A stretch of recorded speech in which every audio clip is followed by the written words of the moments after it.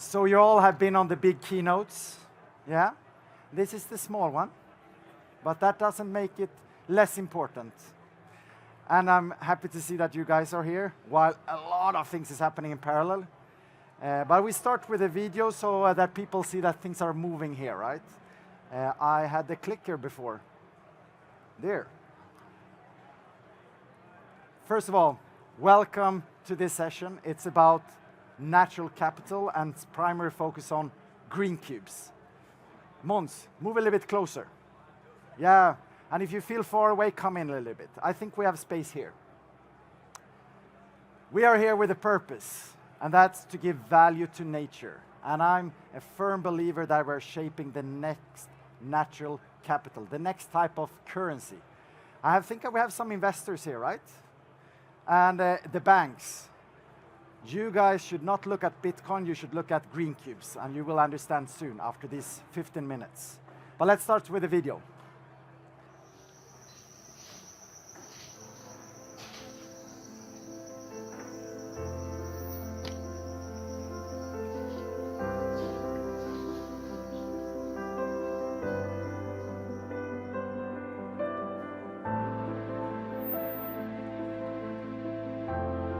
And we've just spotted one of Costa Rica's most iconic animals, the toucan.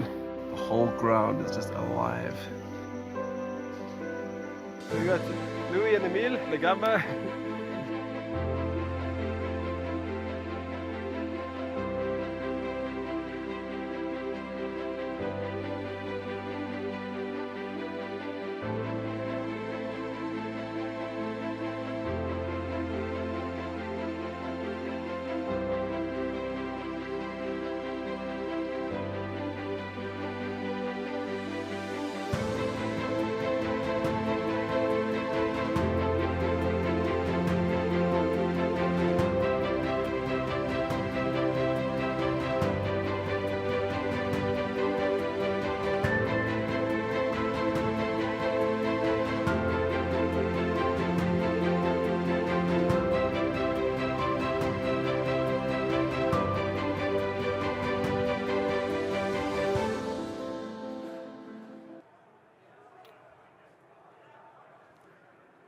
My name is Erik Josephson. I'm the CEO of R-Evolution, the coolest company on this planet, and the opportunity for me to work with all of you to change the game.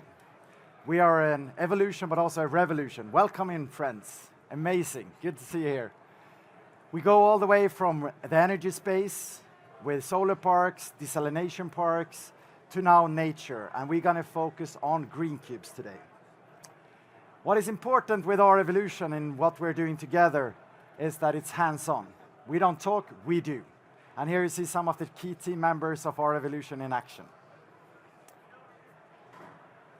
We're going only in where there's a big purpose and where we have a big impact on this planet. And during my lifetime, I'm happy to be a little bit younger than Mr. Ola Rollin. So it's been 54% of the wilderness has disappeared during my lifetime. And I happen to be 38 years old. You can do the math if you're a little bit older. This is significant, and it's a biodiversity crash going on this planet. And it's right in front of us, and we don't care. That's getting scary, because this type of owner in Costa Rica of forests, he has this plot that is connecting two biodiversity hotspots. They have over 600 threatened species in that part alone. And with the capabilities of not even discovered species yet here. But that is zero value on the commercial market to keep these forests. If you want to get his kids to the school, he needs to cut it down to make agriculture or do palm oil. How many of you guys have been flying over Borneo, for example? You're going to see that that is significant amount of palm oil. Same thing happens in Costa Rica, all across biodiversity hotspots on this planet. We need to change that, and it is a financial mechanism that's going to change it. So what we do in Hexagon, we have the pleasure of having amazing technologies, and we can make nature visible by measuring all the way from space to the roots. We move from a spot model that usually are like planting one tree for $1 to a square model that you're only thinking about hectares, to now fully volumetric 3D visualization. And that's what Green Cubes is all about. We measure the space, as I said, from space to the roots, and make a very clear software platform, which you then can do a reporting and make this as a new type of currency. You maybe saw this one in the opening keynote, but it's all about repetition, understanding that this is something that Hexagon is world unique to do. Fusing technologies that we have in geospatial with satellite capabilities to airborne LiDAR. You maybe see it over there with a contour mapper, where we can see the complexity of the trees, to then see the diameters with the help of a terrestrial LiDAR that happen to be here, and then going even down to the roots with a ground-penetrating radar. With this, we introduce to the market and to corporations to assess nature in cubic meters, and that is Green Cubes. We usually refer to this one as the triangle of trust, because a market only works if you trust it. Why do we have dollars? Or why are you trusting in Bitcoin? It's because there's a trust factor. I'm a firm believer that when you have the underlying asset that is behind this future currency is nature that you can touch and feel, and we can make it immersive, there is value. But it's about trust. And we do that through space all the way to the roots. And let me give you an example of a lot of different technologies that we bring into it. And a critical component is edge compute AI closer to the environment. And with me here today, I actually have Phil from AWS, that is a close partner of us, that can explain a little bit how, one of the other things that we have here, an A-box works, right, Phil? So over to you. Thank you very much indeed, and I really appreciate the time to come and talk to you today. So my name's Phil Cooper. I'm the geospatial lead for AWS, and I'm going to talk about three things in my next 3 minutes: trust, partnership, and passion. Trust, as Eric has already talked about. Hexagon trusts AWS to store and manage the gigabytes, the petabytes of geospatial data that are being created with the LiDAR, with the aerial imagery and the GPR data. But with trust, we go beyond that. How do we take more data sets? How do we build on that to give definitive intelligence around the biodiversity around the mines? Thus, I moved to partnership. And through the partnership of the teams with AWS and Hexagon our Evolution, and the teams working out in the world with them there, we were able to develop an IoT box, or AI in the jungle, as we like to call it, to start monitoring two things. Number one is the machine learning algorithms with a service called Greengrass on a green box to identify the animals, and you will see the animals being identified in the forest. But the second challenge was the communication. How do you operate in a connected and a disconnected environment with a small box, a box, tracking these things and deliver the data back? And the teams working together really have built a passion for this over the past 12, 18 months with the team. And today, we continue to be delighted in that partnership, to work with the team, to bring the data to AWS and deliver the biodiversity and build those green cubes. Eric, back to you. Good, great, Phil, and high five. Good job.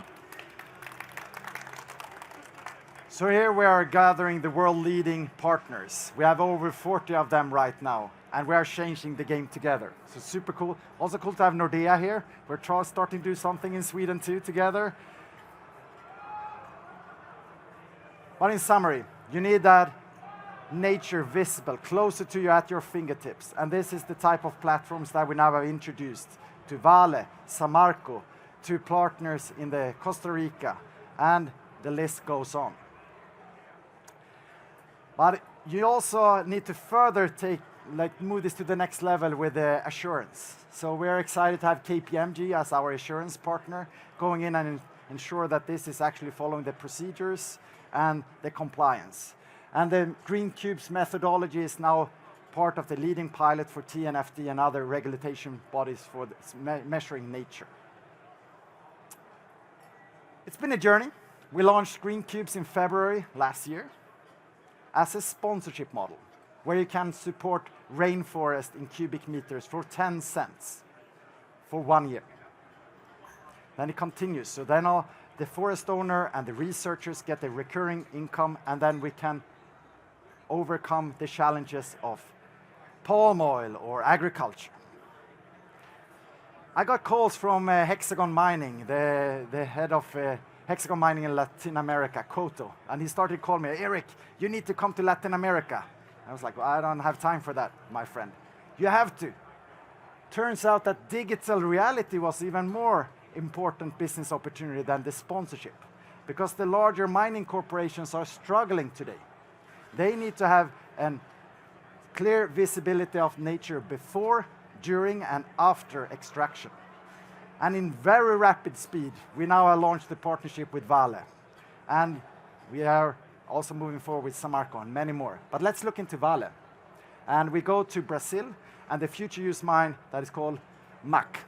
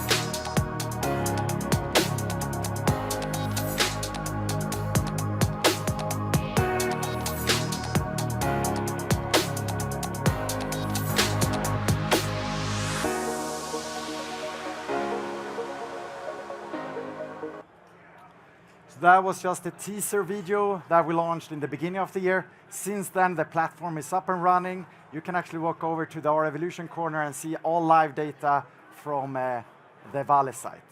But just to highlight a few of the insights, they haven't seen pumas on that site for 10 years. And thanks to the green cubes, we have now exposed it. And we have seen so many different types of animals in the last 3 weeks that they have not been ever heard of. And then we continued. So then if you get one mine, the next one want to follow. So then Samarco, that happened to be the third largest iron ore mine on the planet, has struggling a lot on environmental assessment after a dam collapsed. We are now activating green cubes for them with experience points. And you're going to hear a lot more about Samarco going forward. So let's take one more case, but different. So on the sponsorship side, because we haven't stopped the sponsorship. Actually, we have one really, really cool customer on the sponsorship that happened to be a lighthouse. It's Paternoster outside of Gothenburg. Has any one of you guys been there, right? We have a few. It's a really cool place. And it's a lighthouse in the middle of the ocean, but they want to point towards where the future is heading. And if you stay there for one night at Paternoster, the same volume of that room is being protected with green cubes in Costa Rica. So one night at Paternoster means 1 year of protected rainforest in Costa Rica. And this is just the beginning. I think we're going to see this across a lot of hospitality business. Venues like this is all going to go into green cubes. Here's just a few of the partners that we currently have in the green cubes ecosystem. And the list keeps on adding. And I'm looking forward to see maybe you guys have more ideas of what we can do together. But why are we doing this? And let's repeat it again. And I thought I'd make it a little bit more personal. So this is me and my wife and my 2 kids as we went into the rainforest of Costa Rica and did the first activation of green cubes. Why we're here, why we put the effort, is because the future generations. We want these kids to experience nature, clean water, clean air, and we need that biodiversity to be rich.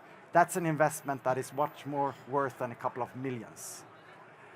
And as part of that, which you also can experience, we moved the green cubes digital twin of the mine in the Vale site into Minecraft, because we want the future generations to get immersive and understand the impact of nature. So go over there and play Minecraft, see the possibilities of green cubes, and we are here to truly change the game. And thank you for coming here. And yeah, looking forward to it.